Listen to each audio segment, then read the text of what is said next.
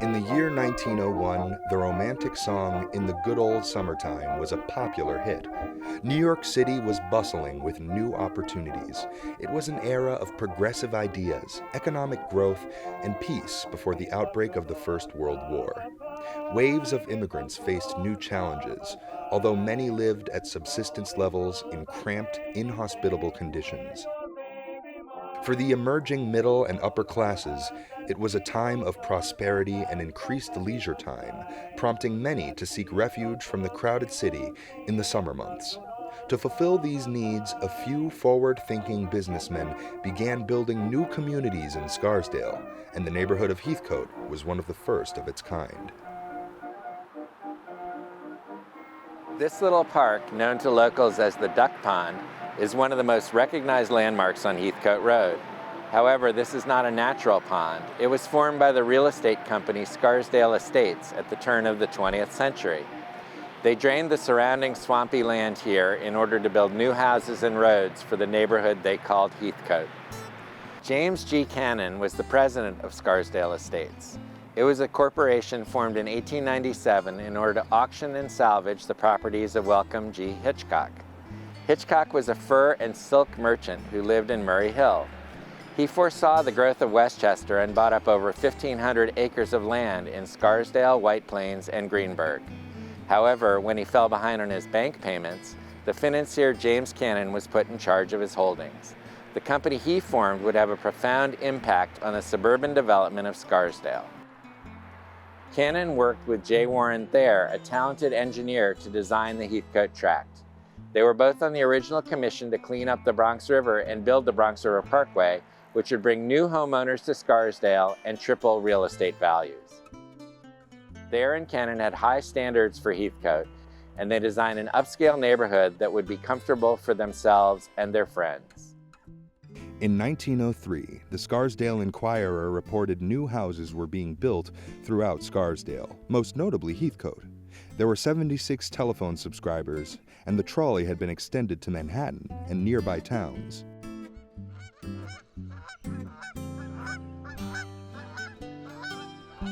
In 1901, Heathcote Road was called the Heathcote Highway.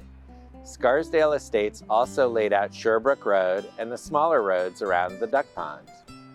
By 1903, Morris Lane was extended from Heathcote Road through Lewis Morris's huge farm to connect with the Murray Hill community, which became the Middle Heathcote Association.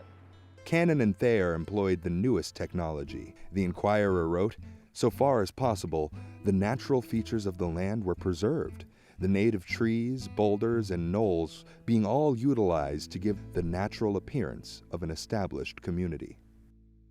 The well-regarded magazine Country Life praised Heathcote's natural design and deemed it a model suburban colony. The so-called colonists were a group of businessmen and lawyers who were all friends. Many of them were students of Bible and business lectures delivered by James Cannon at the Madison Avenue Reformed Church in Manhattan. He encouraged and helped finance the young men, some newly married, to build year-round homes in Heathcote. In 1904, in order to protect their interests, the property owners formed the Heathcote Association, which was the first of the 17 neighborhood associations in Scarsdale. Many of the sweeping front lawns and larger homes we see on Heathcote Road today are a result of the regulations made by the Heathcote Association. The restrictive covenants stated that the plots were only for residential use and forbid any sale of intoxicating liquors, dangerous, offensive, or noxious trade, business, or nuisances whatsoever. The tract was divided into 28 lots, each ranging from 2 to 17 acres. Houses had to be set back at least 150 feet from the street. Barns were to be hidden 200 feet from away and 50 feet from adjoining lots. Owners could not subdivide their property without the approval of 3/4 vote of the entire Heathcote Association, which was challenging for some owners. Every effort was made to shape Heathcote into an appealing, year-round neighborhood for those who could afford it. Cannon also spearheaded the construction of a new school on Post Road where the town hall is today. This school would be much closer for the Heathcote families, and it would replace the old schoolhouse at Tompkins and Post Roads, which was very overcrowded. Scarsdale Estates also donated half an acre of land at the corner of Heathcote and Post Road to build the Scarsdale Congregational Church. The bell from the original church, built in 1904, is rung every Sunday. It has also been tolled to honor the victims of gun violence. Lucy Werner, a longtime church member, showed us the old bell. Given in loving memory by Mr. and Mrs. John Robert Ross in memory of their parents. After the first church was rebuilt, the bell was stored in a cellar for years before it was moved to the current sanctuary. So we are an offshoot of the Westchester Congregational Church, later renamed in 1904 to the White Plains Congregational Church. And so originally they were meeting in the Arthur Manor Firehouse. And then in 1904, James Cannon of Scarsdale Estates donated a half an acre at the corner of Heathcote and Route 22, which is where we built our little stone church. It was said to have been built in the style of an English country church, and very quickly realized that they'd already outgrown it. Shortly after the little stone church was completed, they purchased another half acre plot, which is where our office building, which was formerly the parsonage, was built. And that was completed in 1911, and that is where the ministers lived for many, many years of the congregation. And then they acquired this piece of property upon which they built this sanctuary in 1951, which is, again, based off of the style of a New England congregational meeting house. This triangular piece here, which now houses a classroom and some storage for books upstairs, was the original structure. The door was facing Heathcote Road, so they outgrew that rather quickly. As a result, they built what was known as the assembly hall over it, which is the next portion of the stone structure, the slate roof that goes all the way into what is now our current kitchen. And they did everything in that space. They worshiped, they had all of their fellowship time. So now the lower level is primarily classrooms. Our nursery school is housed there, and we have a large assembly hall inside that is known as Dykeman Hall, which was named after our first established minister here. So you can see sticking out on this side. This is a good view. Yes. Yeah. The other side of the little stone church. And you see the bell tower of the assembly hall. You can see where the little stone church had a bit of a front yard before it got to Heathcote, with Post Road being right behind it. And then we discovered in this building the original cornerstone. And so one of our current members, longtime member, actually had it removed. And when we placed a sign on the point here at the corner, she incorporated that original cornerstone into our sign. That's cool. So this cornerstone was laid in 1904 upon the completion of the Little Stone Church. We have the 1951 cornerstone in our current sanctuary building, so it's nice to have both on display to talk about the history of this particular congregation. The Heathcote tract was named in honor of Caleb Heathcote, a wealthy landowner who founded the Manor of Scarsdale in 1701. It was the last of the 6 manors granted by the King of England that made up the county of Westchester before the American Revolution. Further respecting Scarsdale's history, the new homeowners decided to preserve the original homestead and the abandoned Clapp Farm, which had become the Heathcote tract. The plot on which Louise and Oscar Pfeiffer built their grand home included a 17th century Dutch farmhouse that today is a private home. The original section of this home dates back to 1687, which is even before the Englishman Caleb Heathcote ruled the manor. In the 18th century, it was owned by Thomas Haddon, who lived across the post road in the Wayside Cottage. The Dutch farmhouse was used by his tenant farmers, and possibly by his second family of 7 children that Haddon fathered with an enslaved woman who was named Rose in his will. On the 1774 map of Scarsdale, Benjamin Underhill was noted as the owner, which is why the historic landmark is often called the Underhill House. In 1876, Barney Hannafield and his wife Nova worked the farm.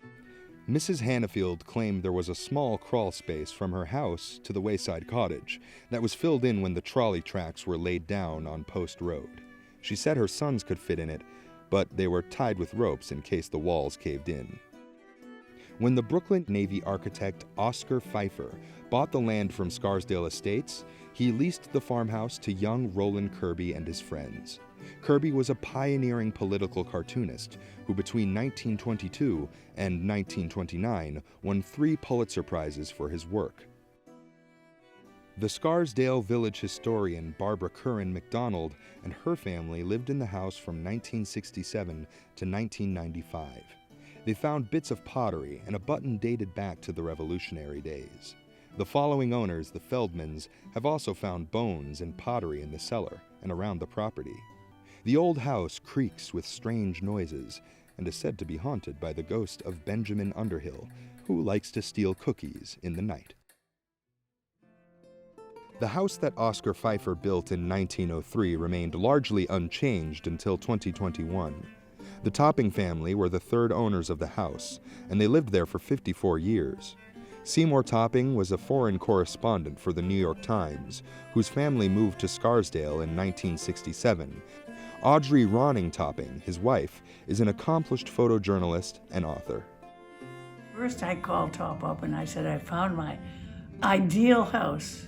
And he said, okay, Aud, buy it. I'm in the middle of a story. Go ahead, do what you want to do, buy it. And so I bought the house. And I just loved that copper roof. And it was so beautiful when the sun was shining and the patina had turned green. And that was part of it. And then it was the garden and the trees around. The garden was absolutely fantastic. At the same time that we moved in, the Currans moved in just behind us. And Barbara told me the history of the house. And then she found these pictures, these old pictures. We moved in exactly as it was, except we painted the walls.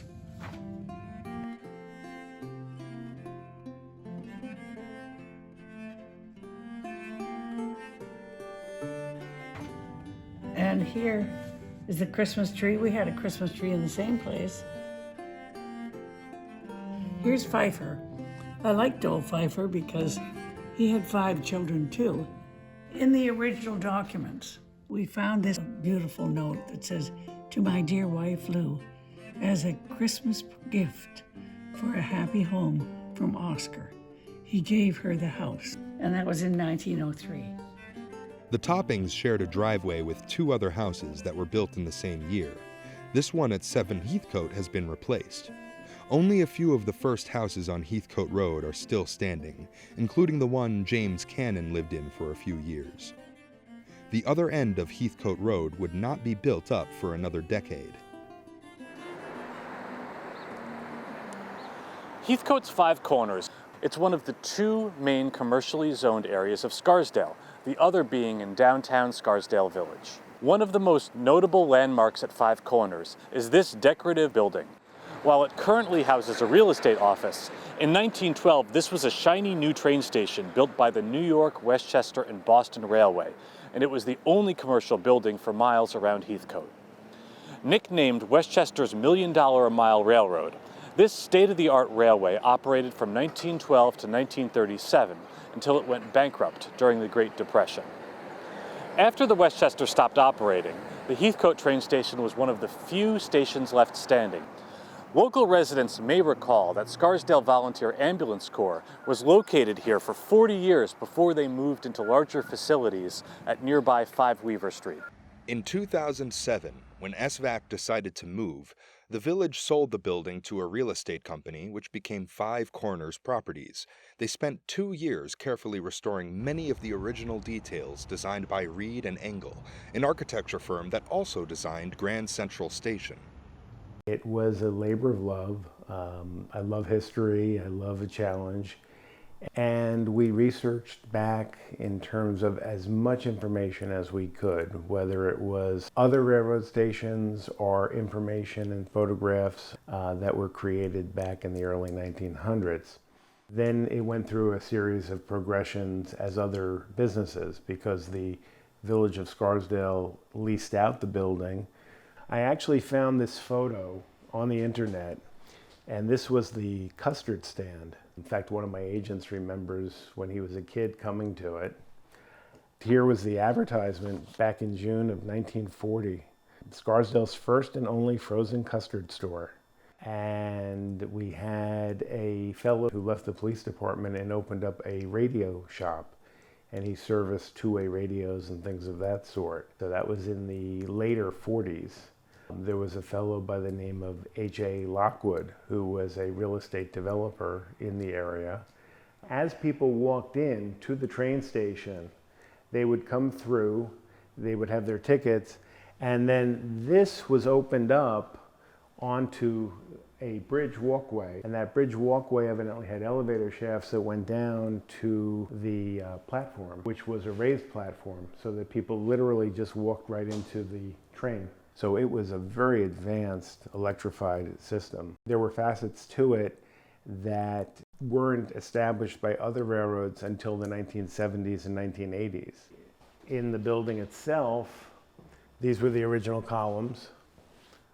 We restored the way it would have been.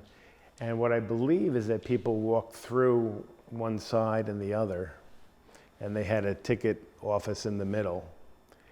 And you can see how those are the original steel casement windows. They were just covered up because they had built the second floor. Basically, the Scarsdale Ambulance Corps had the ambulance parked here, and then through that door, they led to the other garage bay, which we took off. One of the charms that I love is some of this workmanship here, some of the details that you can see it here. You also see it's mirrored from the roof overhang as well. So the coat of arms was the original crest. The painters took off layer after layer of the paint until they got to the original colors. Without that, you would never have guessed that those were the original colors that were here back in 1909. The Southern Westchester Railway had originally purchased land around Five Corners in 1871. But its plans for a new railway were stalled by the Panic of 1873, so it wasn't until 1906 that construction finally began, thanks in part to the backing of financial mogul J.P. Morgan. But according to historian Herbert Harwood, the railway was Morgan's magnificent mistake. During its construction, the railroad spared no expense. To create the straightest and fastest path for the trains, houses were moved and paths were dynamited through solid rock. New bridges were built throughout Westchester, so cars would never have to cross the grades. The newest, fastest electric steel coaches were ordered. Trains could run with speeds up to 60 miles an hour between stations. The train line ran from the Harlem River at 133rd Street through the East Bronx to Mount Vernon, where one branch made local stops to Portchester and the other branch terminated in White Plains, making local stops at stations in New Rochelle, Heathcote, and White Plains. Across the Heathcote bypass near the Golden Horseshoe Shopping Center, Michael Zeller from the Scarsdale Historical Society showed us another view of the Heathcote station and its original bridges. That's the station. You can see really well where these two bridges are. You can see where the platforms went. There was a second track at the station for freight trains going to the Scarsdale Supply Company. In 1922, the company bought land from the railroad to build their warehouses. It was one of the first businesses at Five Corners, and it supplied a growing Scarsdale with basic building materials, fuel, food, and animal feed. Established in 1912, they owned a successful store on Garth Road, and later they expanded to Popham Road and East Parkway. Today, the yard where the company had their warehouses is used for recreation and still called Supply Field. So the back of this building, in the back of this parking lot, and kind of like in the back of this is where the train went. And now we're going to go on the bypass. We're going to join up with it. So now we're coming up to right now would be the beginning of the platforms for the Scarsdale station. And it went here.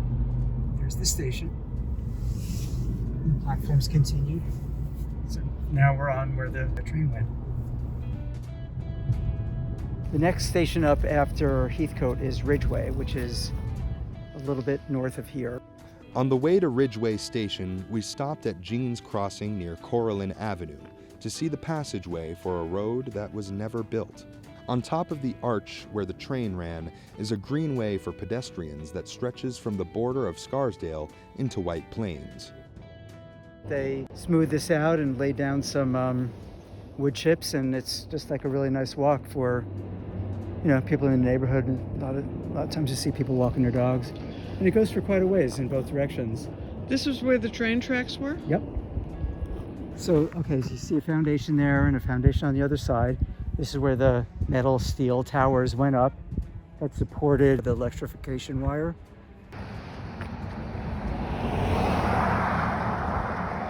Let's take a look at this sign.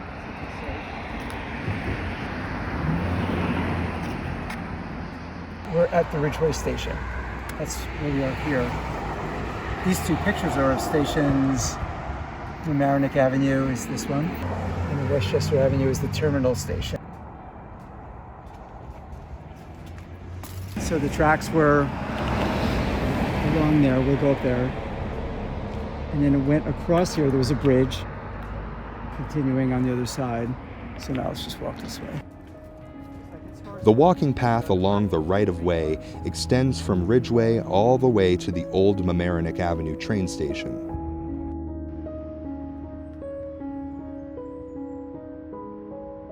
Its only remains is the white wall of the commercial building that replaced it.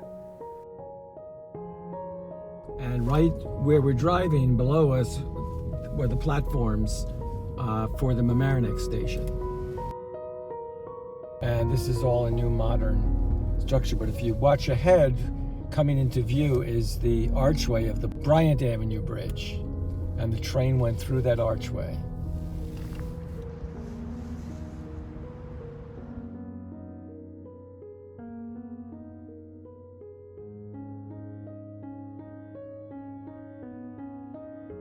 Elliot lives next to another dramatic gully formed by the railway in New Rochelle, just south of Heathcote Station. This photo was taken in 1937. So this train here is going north to Quaker Ridge, then Heathcote, then White Plains. And this rock here is the same rock up there. Hasn't changed a bit in all these years. Elliot is a well-known author and sculptor with a broad range of work in museums that includes drawings, figures, and busts of famous New Yorkers. He also creates sculptures from the found remains of the railroad. I've been working on the garden for around 20 years. My wife volunteered at the Botanical Garden in the Bronx for 10 years, so she was the master gardener here, and I was into the gardening because I'm a sculptor and I was interested in shape and form and design. It was very natural for me to get into landscape design. I moved here with my family in 1959. Very early on in my explorations then, I found railroad spikes, and that sparked me to develop a collection of things from this railroad. I'd find them in the ground, they'd clean them up. Then with Facebook and Instagram, there became a community that was interested in this railroad. And I continuously still explore and still find things that I've never seen before. And I consider what I do suburban archaeology. So we're just entering on where the tracks used to be. And we're heading to the back of the Waikikil station, which we see straight ahead, the black and white building. That's the back of the station. Where we'll see arched windows is the original building. Unlike Heathcote, from the front, it's unrecognizable as a station. It's been modified so much. And this station is unique in that it has elevators going from the station above to the platforms below. The elevators are probably either for luggage or for freight. This is the elevator. This is the door. And behind those steps, with all the graffiti, is another elevator for that side. This is a safe that no one knows where it came from or how it got here.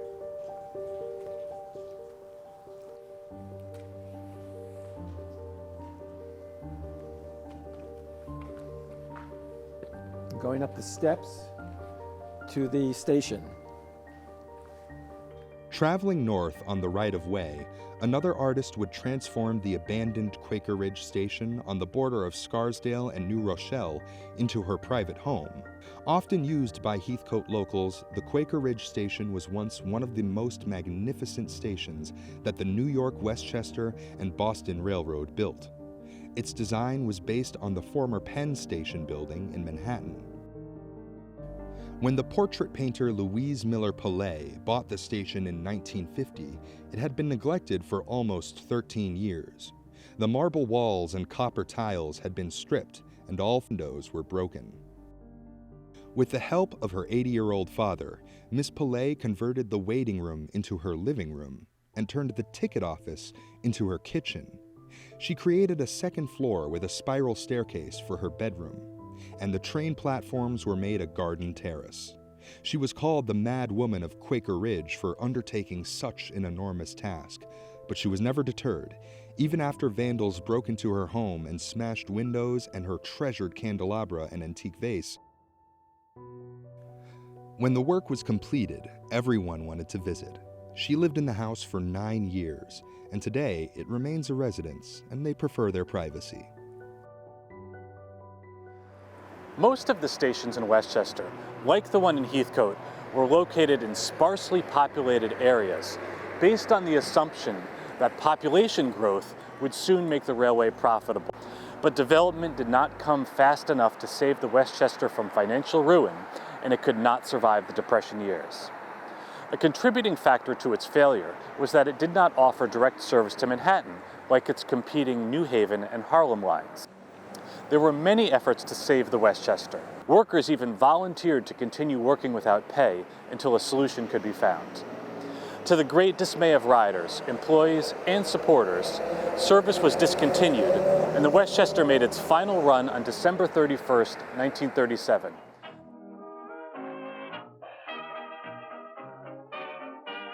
The Heathcote train station had a short life, but it encouraged the growth of commercial businesses at Five Corners and the development of East Heathcote in the 1920s. The striking castle-like building across from the old train station was first known as the Donnybrook Lodge. In 1923, the realtor Frederick Fox bought land from the Westchester Railroad to build the Donnybrook. He hired one of the most prominent architects of his day, Arthur Loomis Harmon, who later helped to design the Empire State Building. Harmon decided on this Norman Renaissance design, which has become the iconic symbol of Heathcote Village. It was the second non-residential building to go up at Five Corners. So you can imagine that this area was all country, and in fact, hunters and locals often used the lodge. The Donnybrook has a lively history. It was rumored to be a speakeasy during Prohibition. And by 1937, they were allowed to serve liquor, and they often featured live orchestra music and hosted parties with celebrities. It was also a popular place for wedding receptions and events of all kinds. We came across an old menu that was advertised in the Scarsdale Enquirer. In 1937, you could order curry shrimp a la Bombay, frog legs bordelaise, or baked lobster a la Donnybrook for only $1. In the 70s, the Donnybrook was known as the Piedmont Inn, and it was painted a light rose color, leading some residents to joke about what was really going on behind the walls of the pink Piedmont Inn. From the 1960s on, the Donnybrook changed ownership many times. As a result, it was reputed to be a cursed location, and even the New York Times headlined that it was a jinxed spot for restaurants. However, many Scarsdalians remember it with fondness as a comfortable bar and place to eat. Several years after the Donnybrook opened, the Wilgren Building was built on Palmer Avenue. It was designed in the Tudor style that characterizes many of the buildings in downtown Scarsdale. The Wilgren was home to the first delicatessen, barbershop, mail service, and pharmacy in Heathcote. On the corner where there's a wine store today was the Heathcote Pharmacy. Life magazine photographed the store and pharmacist David Goldman in the late 40s, and they featured his store as an example of a modern drugstore that sells Life magazines. The local pharmacy was not only for health products, they sold cosmetics, all types of tobacco products, and you could read your daily newspaper at the luncheon counter with a cup of coffee. Mrs. Goldman was quoted as saying, "I don't know how we got our ideas on food and clothing before Life magazine came along." The Wilgren Building was built by the Wilgren Realty Corporation that was headed by James Innes, an architect and builder who was born in Scotland and served during the Boer War in South Africa. He lived on Innes Road and built over 200 homes in the area.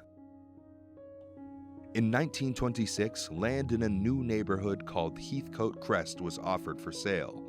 The brochure advertised its proximity to the Heathcote train station, Saxon Woods Park, and the newly completed Hutchinson River Parkway, which would bring even more people to Scarsdale. In the following decades, new houses were built throughout East Heathcote. In 1952, Heathcote Elementary School was built to accommodate the growing student population, and the school district was rezoned for some children who might otherwise have attended Quaker Ridge Elementary School. Heathcote School was noted throughout the county for its modern architecture. Life magazine featured the school for its futuristic design and pioneering educational philosophy. In contrast to traditional schools, the windowed classrooms and connecting corridors were illuminated by natural light, and the curriculum emphasized both learning and the importance of nature. The school board would also bravely resist the pressures of book censorship during the McCarthy era in the 50s. The Scarsdale community continues to grow and change with the times, yet it still preserves the historic beauty that brought a small group of friends together over a century ago to form the neighborhood they called Heathcote. In the good old summertime, in the good old summertime, strolling through the shady lane with your baby mine, you hold her hand and she holds yours, and that's a very good sign that she's your tootsie wootsie in the good old summertime.